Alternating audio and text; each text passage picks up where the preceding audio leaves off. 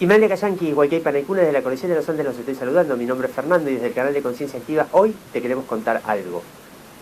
Hoy vamos a hablar de Aini. ¿Qué es Aini? ¿Qué es la reciprocidad dentro de la cultura andina? Suelen escucharse frases como por lo espiritual no se cobra y similares que van en la misma línea.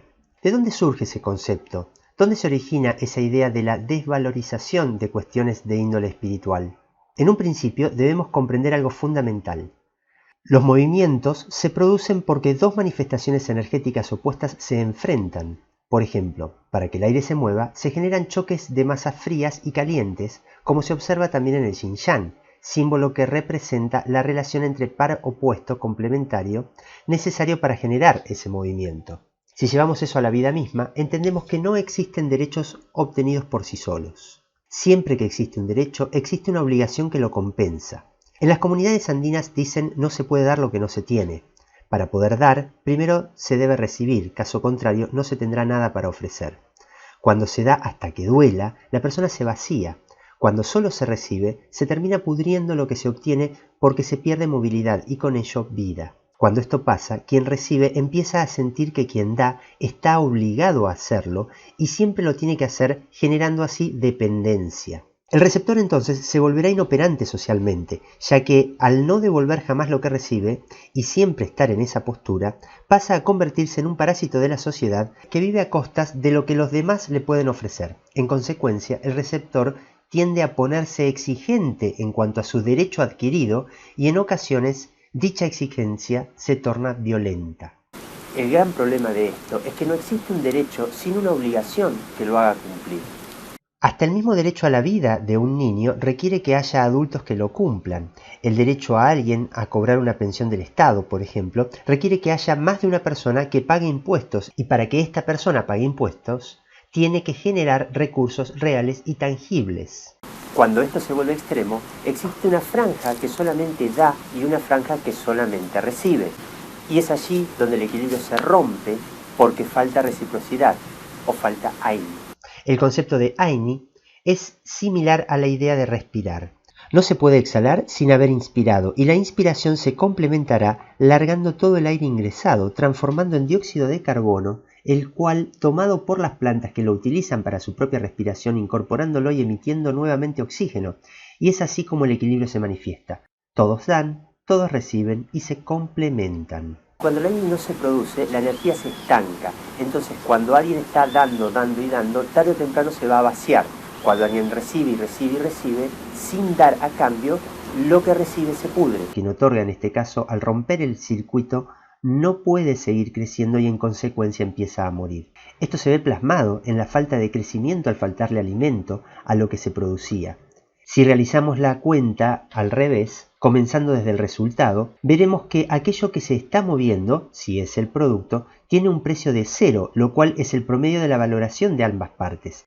El punto allí es que ninguna de las partes valora lo que se está moviendo. Pensemos esto de la siguiente manera. El precio es el acuerdo que se realiza entre la valoración que se le da a algo por parte de quienes están involucrados en una operación. Esto es, el que da le pone un valor a lo que está ofreciendo y lo expresa. Quien recibe también le pondrá un valor a lo que va a obtener. Si el resultado de la ecuación es 0, es porque alguna de las partes no le da valor a lo que se está moviendo. Desde ese momento, lo que se obtiene no vale nada. El punto aquí es ver cuál de las dos partes ha roto ese equilibrio y ha decidido romper ese equilibrio. Si el que rompe el equilibrio es quien va a recibir regateando y quitándole valor a lo que va a recibir, es porque lo que va a obtener no le interesa. No le interesa realmente, por eso no le pone valor, por eso quiere recibirlo gratis, porque no lo está valorando. Las personas que exigen obtener un curso, un seminario, una sesión o lo que sea de manera gratuita es porque no confían en que lo que van a recibir realmente funcione, porque está probando. Sin embargo, esa misma persona en general no tiene problemas en gastar y consumir en cosas que sabe perfectamente que no funcionan. Por eso mismo, no solo se debe pagar siempre, y con chapa, lo que se recibe a nivel espiritual, sino que además es una falta total de respeto regatear por algo que se va a recibir de esta índole. Esto es porque el regateo le está quitando valor a lo que va a recibir. Muchas son las veces donde el trabajo espiritual no es valorado. Cuando algo no es valorado, tampoco se le puede poner un precio. De esta misma manera, quien da sin querer obtener nada por ese trabajo, tiene que resolver un problema de autoestima y de respeto de lo que está en sus manos, por no entregarlo con la reciprocidad correspondiente. En una importante parte de los casos desconfía de lo que está dando y es por eso que no lo quiere cobrar. Así, de esta manera, no tener que lidiar con las consecuencias de un trabajo mal realizado. Un trabajo que no se cobra tampoco tiene derechos a reclamos. Dedicarse a lo que sea que uno quiera requiere mantenerse en crecimiento constante y exige responsabilidad en el circuito de dar y recibir. Se debe entregar siempre lo mejor que uno es capaz y responsabilizarse también por el resultado que eso provocó en el receptor. La gratuidad esquiva esa responsabilidad, ya que por esa misma condición, al dejar la ecuación en cero, quien reciba no tendrá ningún derecho a reclamar nada posteriormente de ningún tipo. Si se sabe que algo funciona y soluciona problemas, ¿por qué no debería cobrarse? Muchas veces se utiliza una falsa idea filantrópica al respecto. Bien entendida, la filantropía no se trata de dar pescados, frase algo trillada pero no menos real por eso.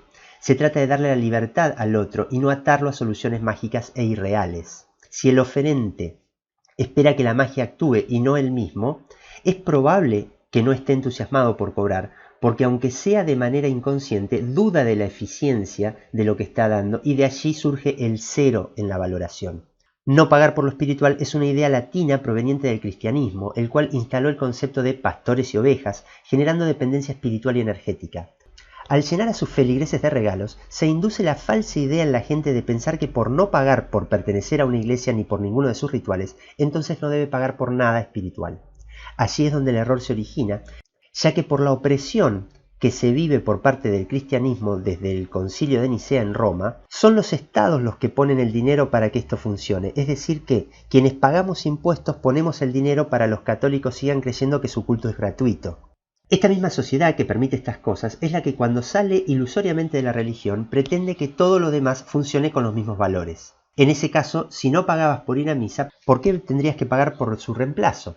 Esto le da a la religión una ventaja inalcanzable. Es imposible ponerse a la misma altura cuando hay tanto derroche de recursos, ya que si bien el catolicismo tiene el aporte de parte de sus seguidores, tiene asegurada la base en las exenciones impositivas y en los subsidios que recibe, que sobrepasan en gran número a lo que recibe de donaciones de miembros, que también las hacen sin pagar impuestos, es decir, hasta los que reciben de parte de su gente lo hacen quitándole al bien común.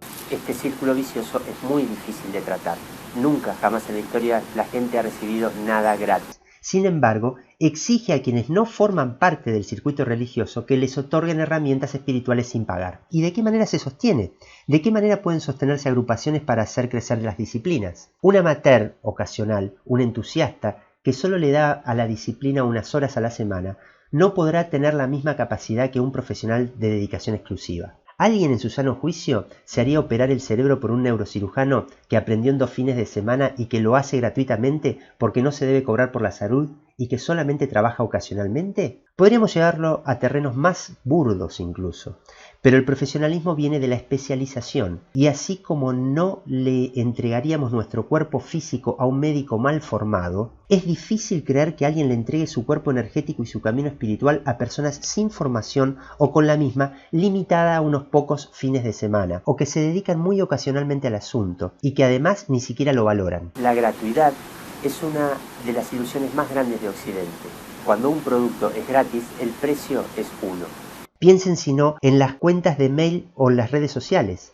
Se acepta recibir un producto gratis, una cuenta en este caso que le permitirá enormes beneficios. ¿A cambio de qué? Claramente de tus datos personales y de la visión de comportamiento en las redes. De esta manera se acepta convertirse en un prospecto de venta de otros actores que compran esas bases de datos. Ya no se trata de desconfiar de qué es lo que busca alguien cuando entrega algo gratis. Se puede tener la certeza de que un precio por eso siempre hay y que siempre hay alguien que paga. Para convivir en sociedad debemos saber hacer algo, por lo que el resto de la sociedad nos valore y nos permita que lo hagamos a cambio que nos den los recursos para poder obtener otros que diferentes personas generan de la misma manera y que nosotros no somos capaces de producir. La espiritualidad no es ajena a este ritmo. Quien va a entregar debe honrar eso que recibe previamente. Así lo estará haciendo consigo mismo y con el linaje que lo precede. Quien va a recibir debe entregar algo a cambio al mismo nivel de lo que se va a obtener. Si la expectativa de lo que quiere recibir es baja, entonces lo que va a recibir no tiene ningún valor. Entonces vendrá la desvalorización y el regateo, que trae a la operación en conjunto densidad energética, peso y muy malas vibraciones, considerado en este campo una falta de respeto. Es importante acordar entonces un precio justo promedio de las valoraciones que se le da a lo que se va a movilizar.